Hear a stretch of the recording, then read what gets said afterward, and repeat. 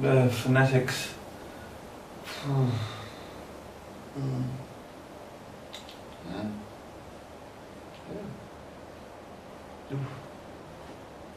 You know, the world of English is a fun and exciting place to be.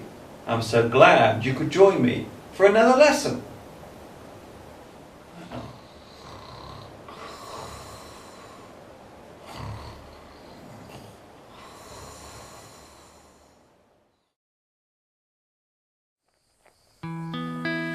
Hi everybody, this is Mr. Duncan. How are you today? Are you okay? I hope so. Are you happy? I hope so.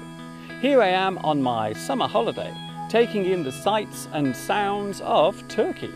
In today's lesson, we will take a look at words and sentences connected with and relating to going on holiday. Welcome to Turkey.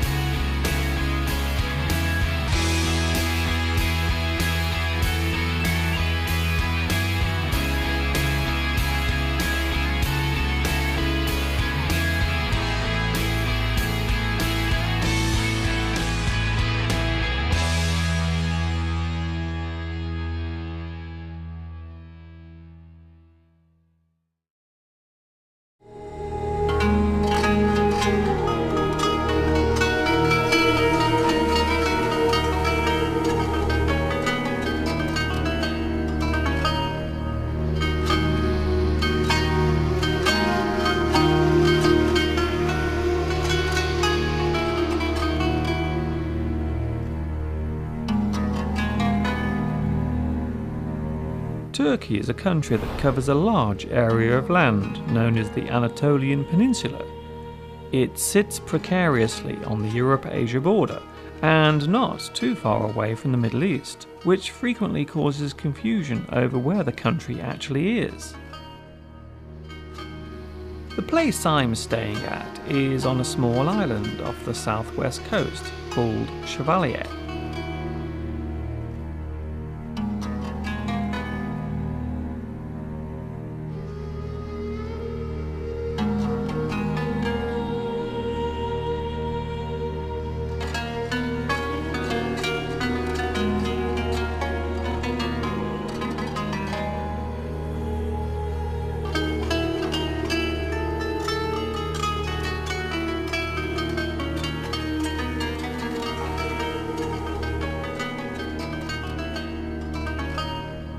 Ancient history records Constantinople as the centre of the Roman Empire, and of course Turkey is the birthplace of the Ottoman Empire, whose formation occurred towards the end of the 13th century and continued to be there right up until the early 1900s. The recent history of Turkey has been a traumatic one, with a military coup, the division of land between Greece, and civil war creating many problems, especially during the 1970s and early 1980s. Tragedy hit this nation in 1999 when a tremendous earthquake struck, with devastating consequences.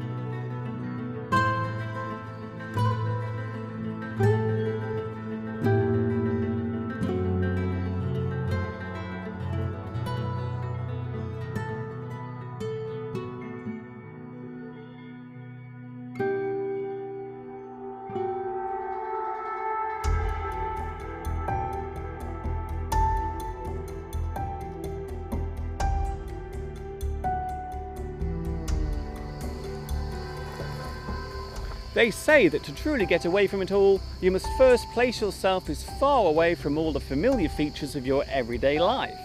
You should endeavour to escape the day in, day out routine and shake off the shackles of the rat race existence. Taking a holiday gives your mind a chance to ease its daily burden and your body a well-deserved opportunity to fully relax itself. Oh yes, we all need a holiday, a break, a getaway, a vacation, a change of scenery. We all need to get away from it all, from time to time.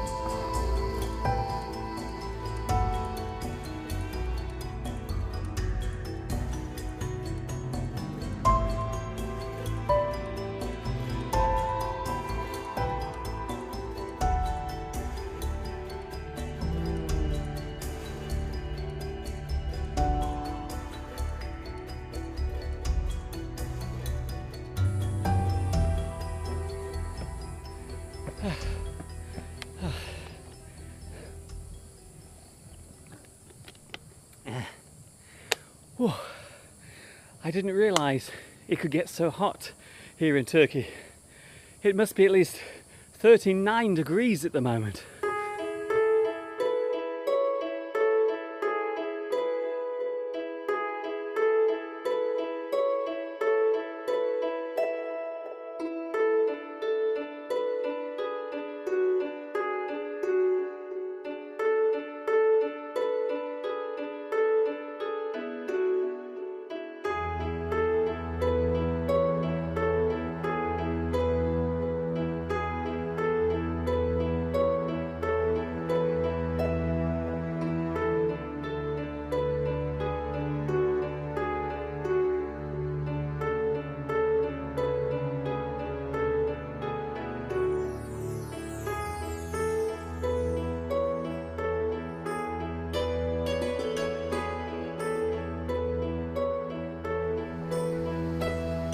In English, the place you travel to is your destination. You set off from your home and travel to another place. You make a journey. You go on a trip. You take a vacation. You go on holiday. The average holiday lasts for about 2 weeks. This is more common if the journey taken to get there is a long one. The slowest form of long-distance travel is by sea.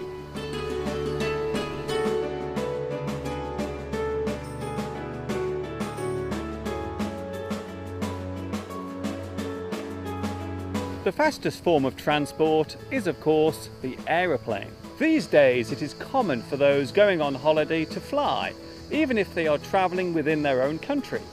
City hopping by plane is normal across both Europe and the United States. A short flight is referred to as short haul, while a long flight is often referred to as long haul.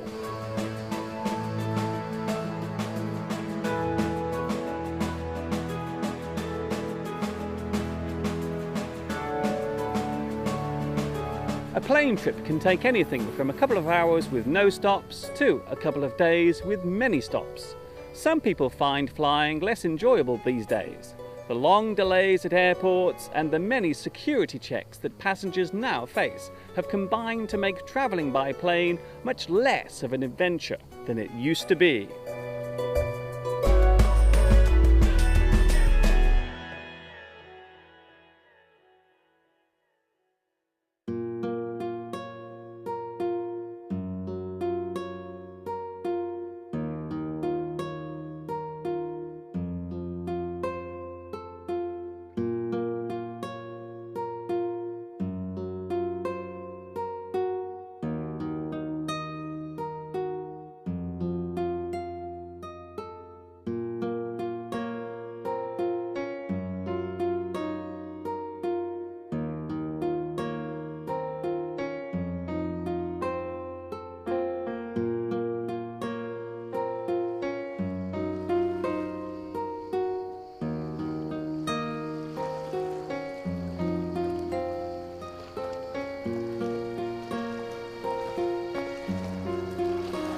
For most people, summer is the time for taking a holiday.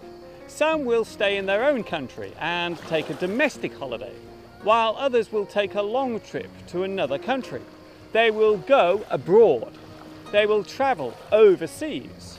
A person may travel just a few miles to a nearby country, or they might decide to travel to a completely different part of the world, thousands of miles away.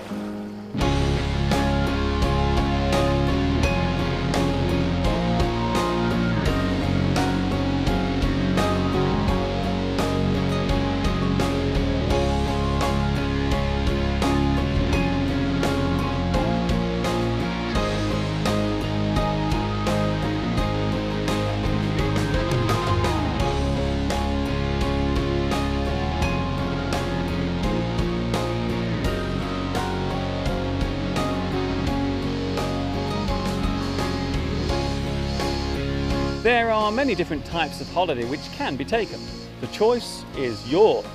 From relaxing getaway from it all beach holidays, where you simply spend the time doing as little as possible, right up to the wild adventure holidays, where you spend most of the time exploring the sights and taking in the sounds. The adventures can be on land or water, high up in the air, or even deep down at the bottom of the sea.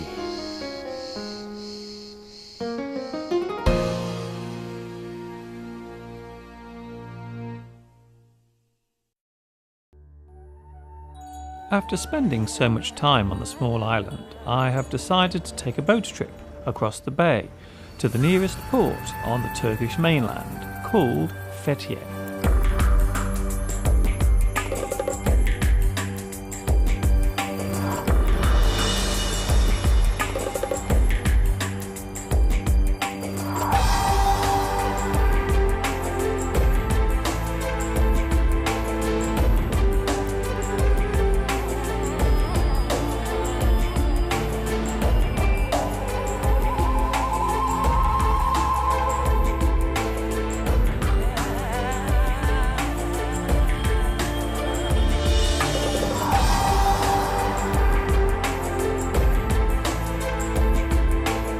There is nothing like the feeling of being on a boat, especially one so small.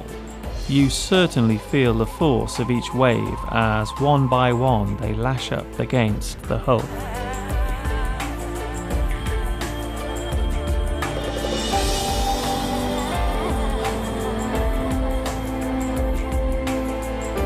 I'm not a big fan of being on water. However, for some reason, today I do not seem too worried.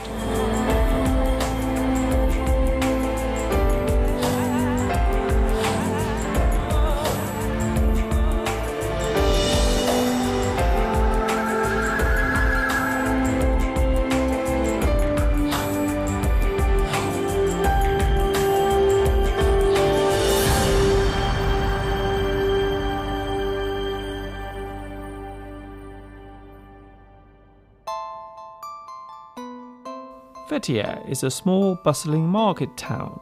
It serves as the main commercial centre for this particular region on the southeast corner of the Gulf. From here you can take a sightseeing boat trip or go on a deep sea diving adventure. The town attracts hundreds of tourists a week to its small shops and gift stalls.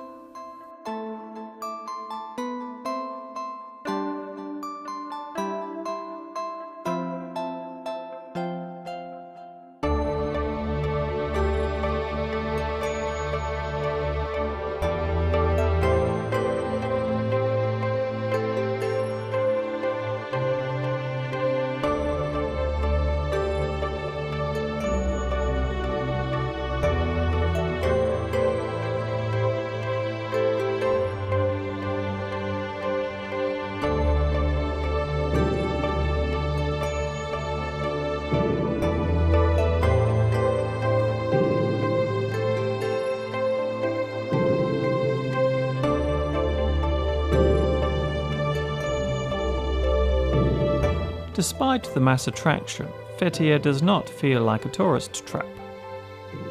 The laid-back feel of the town gives you a real sense of the nature of the Turkish people.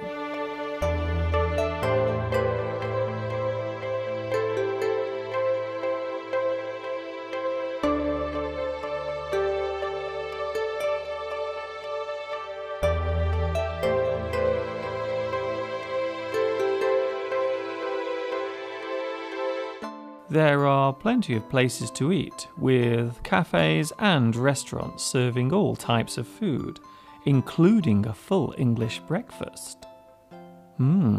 Talking of food... Surely one of the best parts of taking a foreign holiday must be sampling the local cuisine, tasting the local food. Each country tends to have its own speciality dishes. Some countries have become connected to certain types of food and drink. For example, Italy is known for its pasta dishes. France is known for its fine wines and high-class restaurants. Turkey is well known for its meat dishes, such as kebabs. When people talk about English food, they often mention fish and chips. What type of food is your country famous for?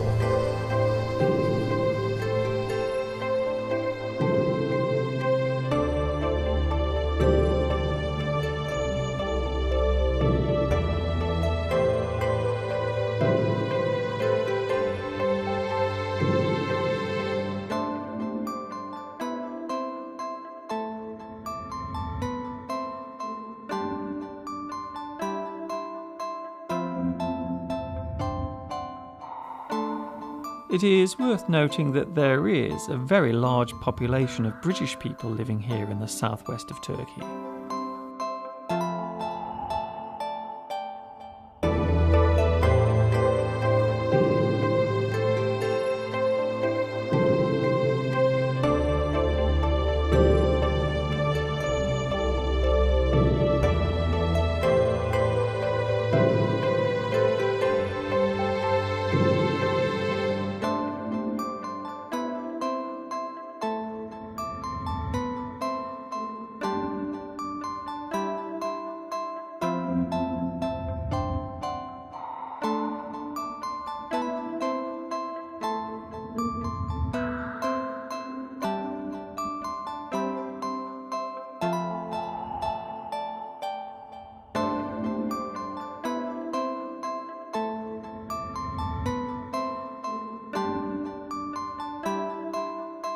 So now it is time to take the short trip back to my little island for a well-deserved rest.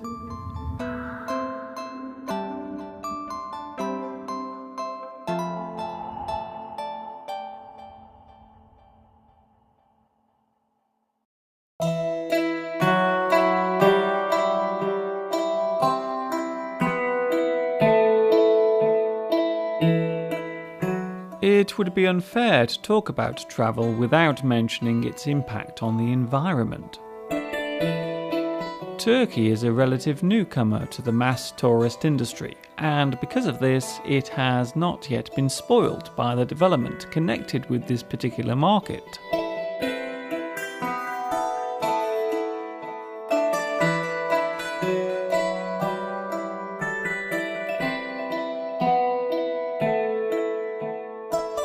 There are still many parts of this country which have managed to remain relatively untouched by progress.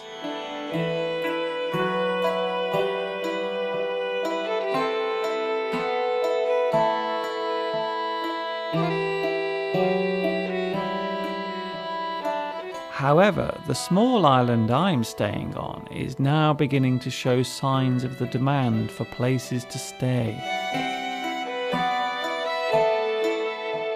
New developments are starting to spring up in and around this area.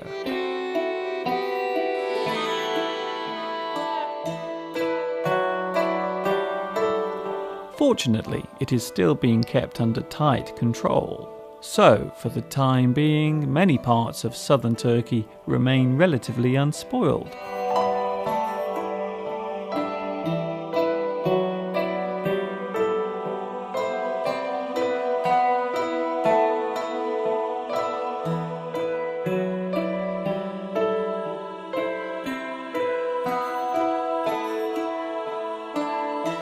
The island I'm staying on, Chevalier, is steeped in history. The ruins of Roman settlements are scattered along the coast of the island, with some now hidden beneath the water.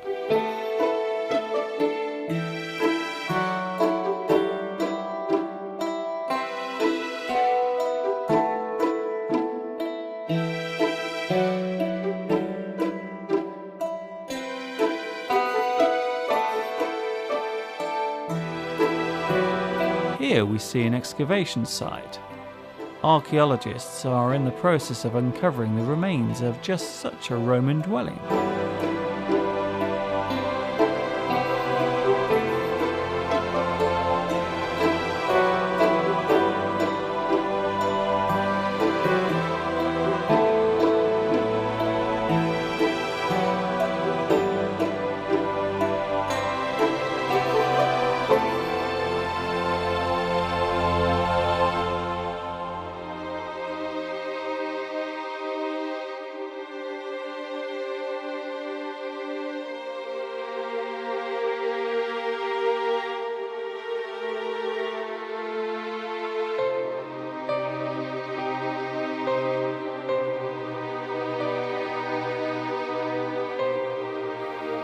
Some ruins from not so long ago now.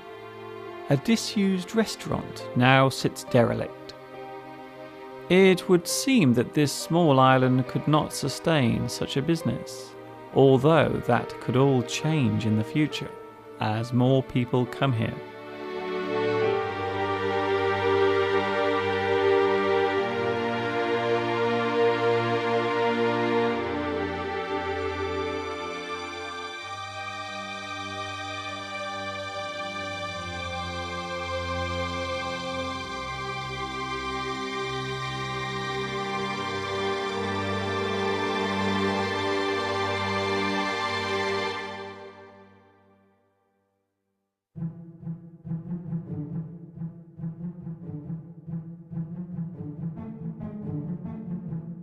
There is one thing you cannot do much about on holiday, and that is the weather.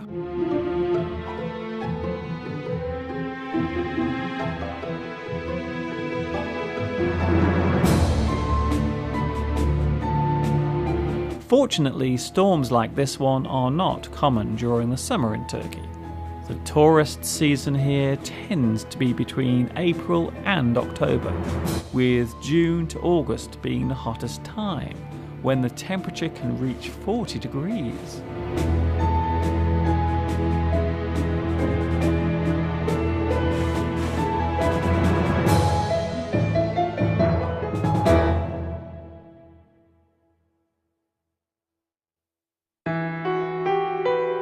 Some fascinating facts about Turkey. Turkey borders 3 major seas: the Black Sea, the Mediterranean, and the Aegean. Turkey is the birthplace of the legendary King Midas, whose Midas touch turned everything into gold. Turkey has 70% of its population under 35 years old. Turkey is the original destination of the most celebrated and romantic train, the Orient Express. Turkey provides 70% of the world's hazelnuts. Turkey was the centre of 2 major empires in history, the Byzantine and the Ottoman empires. The famous Grand Bazaar in Istanbul is over 650 years old and is made up of 64 streets. Turkey has a population of 70.4 million people. Many words in the English language come from Turkish, including turquoise, parchment, yogurt, meander, angora, kismet, kilim, and chock-a-block. Istanbul is ranked as the 18th most expensive city in the world to live in. Turkey was where the cherry was first found by the Romans, who then planted it across the world. Turkey was the country that first introduced tulips to Holland in the 16th century. The tulip is Turkey's national flower.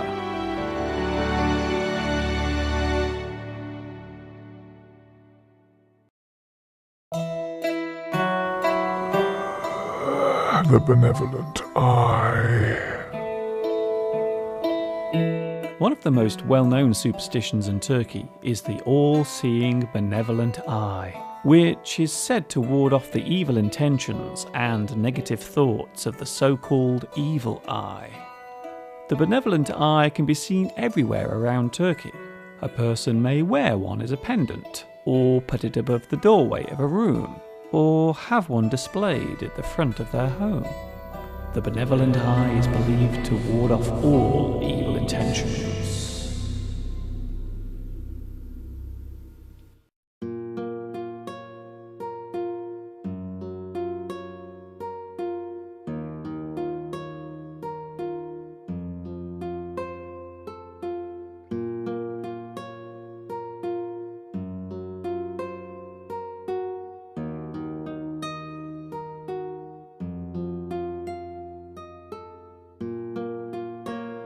One of the most enjoyable parts of travelling to any place is, of course, taking in the sights and enjoying the scenery.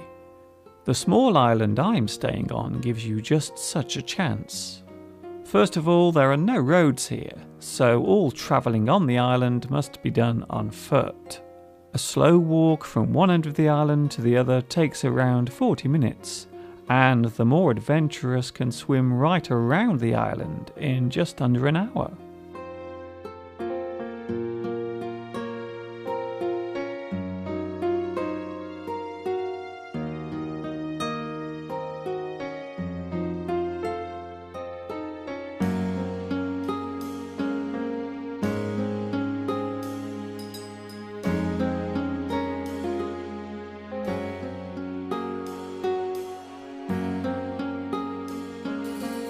From here you can see some of the small villas which have been built.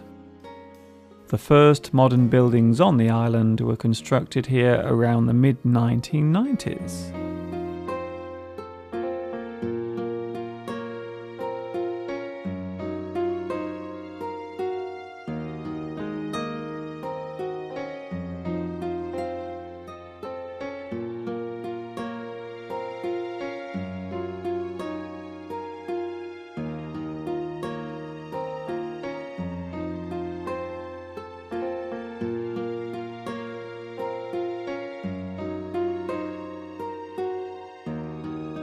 From here we can see the Turkish mainland and the town we visited earlier, Fethiye.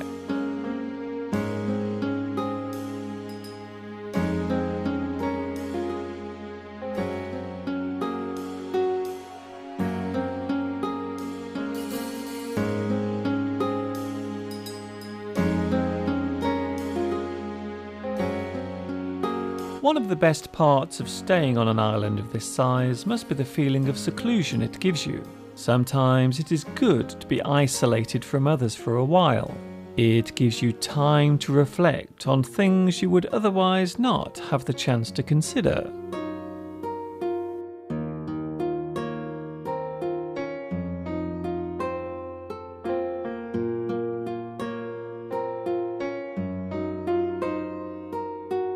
Of course, living in isolation does have its downside.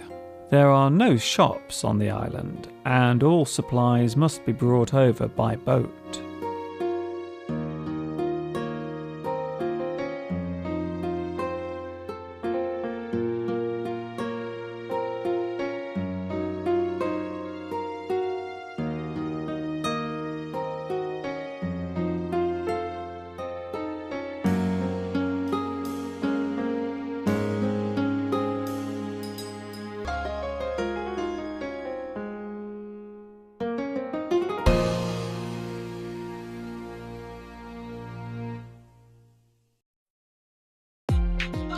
Surely the most important part of any holiday must be the accommodation.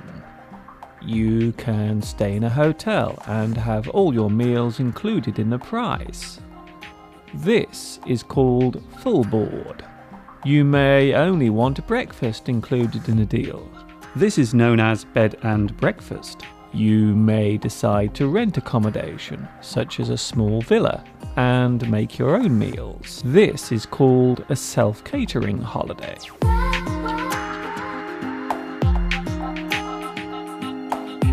The hotel I'm staying at has a nice pool to relax by.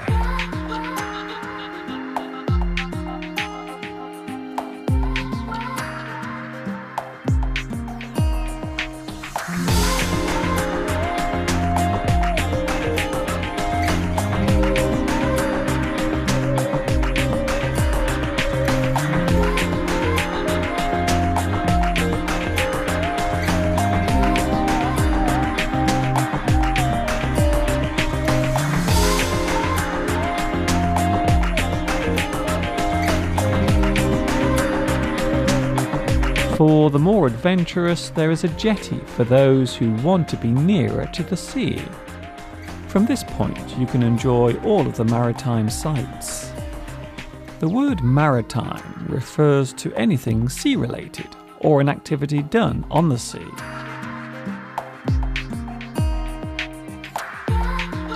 Marine is also a word relating to the sea. We often describe all things living in the sea as marine life.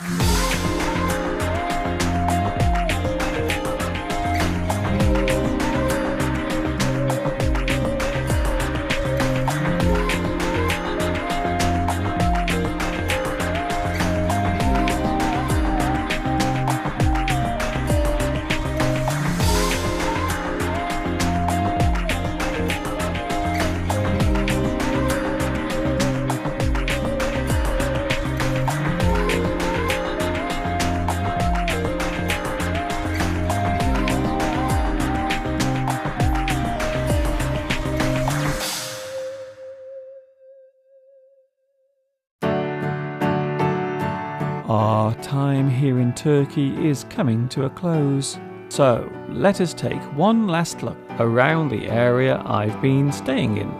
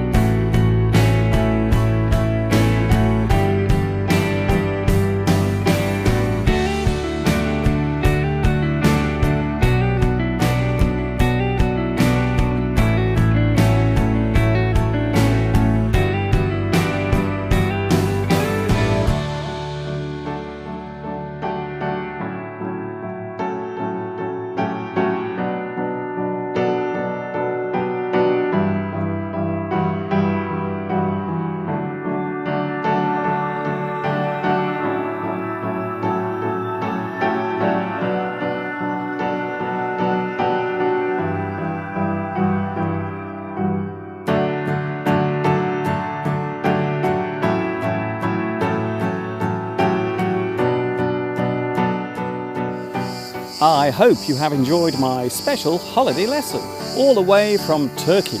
Take care until we meet again, and enjoy your next holiday wherever you are in the world. This is Mr. Duncan in Turkey, saying thank you for watching me, teaching you. And of course, ta-ta for now.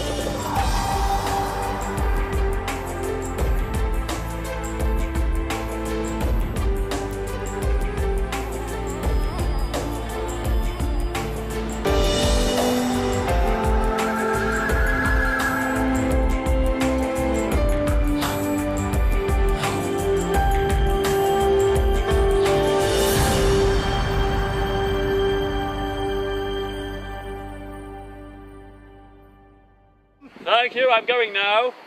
I have to go that way. Should I follow you? No, you stay there and guard the boat.